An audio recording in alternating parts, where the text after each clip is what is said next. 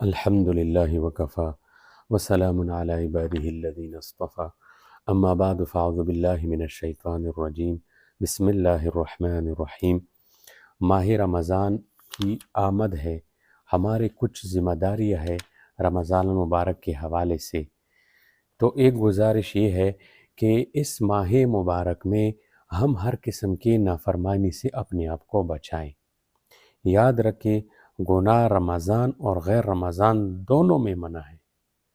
برائی کی اجازت نہ سال کی دیگر مہینوں میں ہے نہ رمضان کے مہینے میں ہے، مگر جس طرح مکان کے مقدس اور محترم ہونے سے گناہ کی شدت جو ہے سختی بڑھ جاتی ہے، اسی طرح زمان یعنی وقت کے محترم ہونے سے بھی معصیت کا، جرم کا اثر اور بڑھ جاتا ہے۔ جیسے کوئی شخص کسی گناہ کا ارتکاب مسجد کے باہر کرے تو بھی گنہگار ہوگا، اور مسجد کے اندر کر گناہ کا مرتکب ہو تو اور زیادہ گناہ گار جو ہے بنتا ہے۔ اسی طرح رمضان کے مہینے میں گناہ کا وبال یہ بڑھ جاتا ہے۔ جیسے اس مہینے میں نیکیوں کا جو ہے وہ اجر بڑھ جاتا ہے، ہم سنتے رہتے ہیں۔ تو رمضان کا حقیقی ادب یہ ہے کہ ہم آنکھ، کان، زبان، ہاتھ، پاؤں، دل، دماغ، سوچ، ہر عضو سے سرزد ہونے والے گناہوں سے اپنی حفاظت کریں۔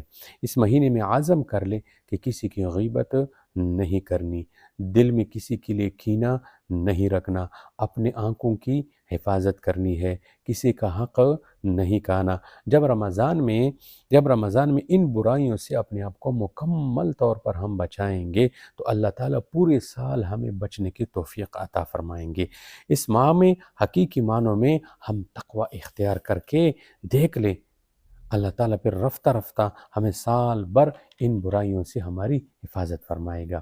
یہ یاد رکھیں کہ اگر نیکی کے ساتھ گناہوں سے اپنے آپ کو نہ بچایا تو نیکیوں کا ثواب رائے گاہ ہو جاتا ہے۔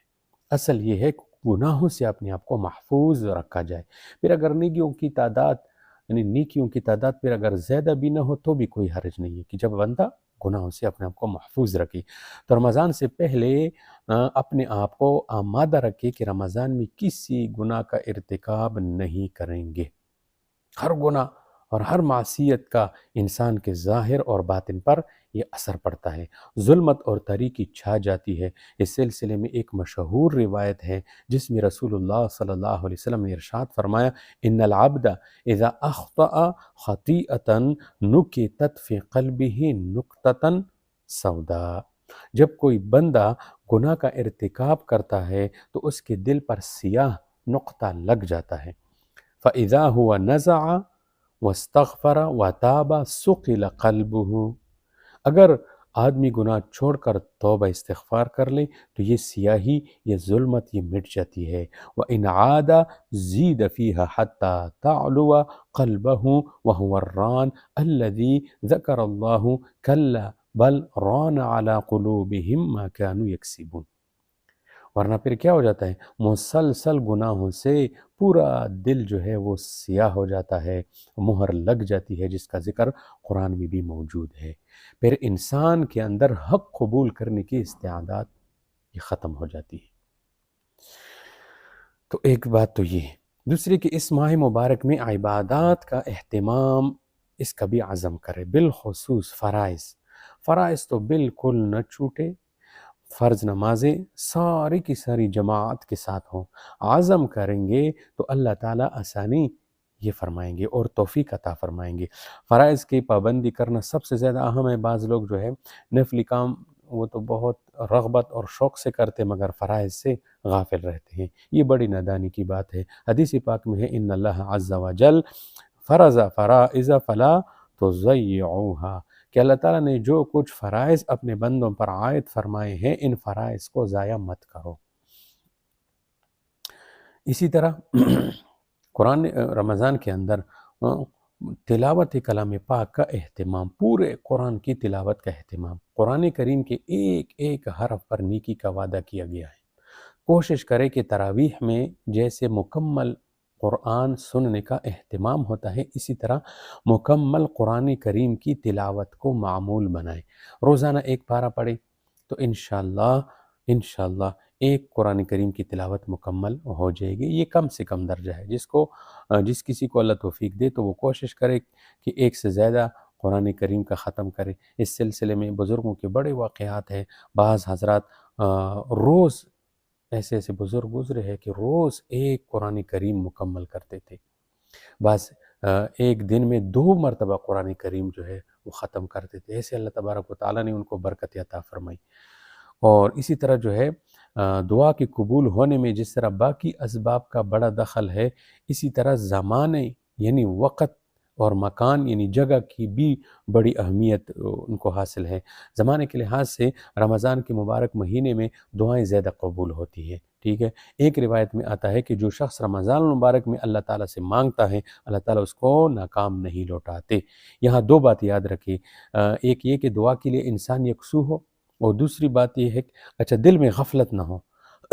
ایک کیا ہے کہ دعا کے لیے انسان یکسو ہو اور دل غفلت میں مبتلا نہ ہو، ورنہ پھر دعا قبول نہیں ہوتی۔ اور کامل یقین اور اعتماد کے ساتھ اللہ تعالیٰ سے دعائیں مانگے، یہ ایک بات ہو گئی۔ اور دوسری بات یہ کہ دعا کی قبولیت کا مطلب یہ نہیں ہے کہ ہمارا مطلوب ہمیں مل جائے، بلکہ اگر اللہ تعالیٰ کی حکمت ہو تو مطلوب مل جاتے ہیں، ورنہ دعا کی برکت سے آنے والی مصیبتیں ٹل جاتی ہے، اس کا یقین کر لینا چاہیے۔ اور ایک صورت قبولیت کی یہ ہے کہ یہ دعا آخرت کا ذخیرہ بن جاتی ہے۔ اسی طرح سحری اور افطار کے وقت میں بالخصوص دعائیں قبول ہوتی ہے، اس لیے ان دونوں اوقات میں فضول کاموں، دین کے نام پر مختلف چینلز پر جو ہے نشر ہونے والی پروگرام ان کو دیکھنا یا ان میں حصہ دار بننے، ان سے بچیں، ان سے اپنے آپ کو بچائے رکھیں۔ ان پروگراموں سے نہ دین پھیلتا ہے نہ پھیلا ہے، ٹھیک ہے۔ دین کے اپنے ذرائع اور طرق ہیں، انہیں اختیار کریں۔ ان اوقات میں ٹی وی کے سامنے بیٹھے رہنا بہت بڑا گناہ ہے، کیونکہ اس میں عورتیں بہت مختلف انداز میں آتی ہے، لہٰذا ان اوقات میں دعاؤں میں مشغول ہو۔ رسول اللہ صلی اللہ علیہ وسلم نے فرمایا کہ روزہ دار کی دعا افطار کے وقت زیادہ قبول ہوتی ہے۔ یہ ابن ماجہ شریف کی روایت ہے، حضرت عبداللہ بن عمر بن العاص رضی اللہ تعالیٰ عنہ سے منقول ہے کہ ان للصائم عند فطرہ لدعوة ما ترد، کہ روزہ دار کی افطار کے وقت کی جانے والی دعا رد نہیں ہوتی۔ اسی طرح سحری کا وقت رات کا آخری پہر ہوتا ہے، آخری وقت ہوتا ہے اور بڑا ہی مبارک وقت ہوتا ہے، اس وقت بھی دعائیں زیادہ قبول ہوتی ہے۔ احادیث میں اس کا جو ہے تفصیلی ذکر موجود ہے۔ اور آخری بات یہ ہے کہ رمضان میں ذکر و اذکار کا اہتمام کریں، چلتے پھرتے کام کاج میں مشغولیت کے ساتھ ساتھ سفر میں، گھر سے روانہ ہونے یا شام کو واپس گھر جانا ہو تو بس نیت کر لے کہ یہ وقت کسی اور کام میں تو خرچ نہیں ہو سکتا، لیکن زبان پر اللہ کا ذکر جو ہے کر سکتے ہیں، ٹھیک ہے۔ لہٰذا ان اوقات کو بھی ذکر میں جو ہے صرف کر کے ان کو قیمتی بنایا جائے۔ تو اللہ جل جلالہ سے دعائیں مانگیں گے کہ اللہ پاک ہمیں اس ماہ مبارک کی قدر کی توفیق عطا فرمائے، عبادت میں وقت صرف کرنے کی توفیق عطا فرمائے، اور اس مہینے کی ساری رحمت برکتیں اجر و ثواب حاصل کرنے والا اللہ ہمیں بنائے۔ وآخر دعوانا الحمدللہ۔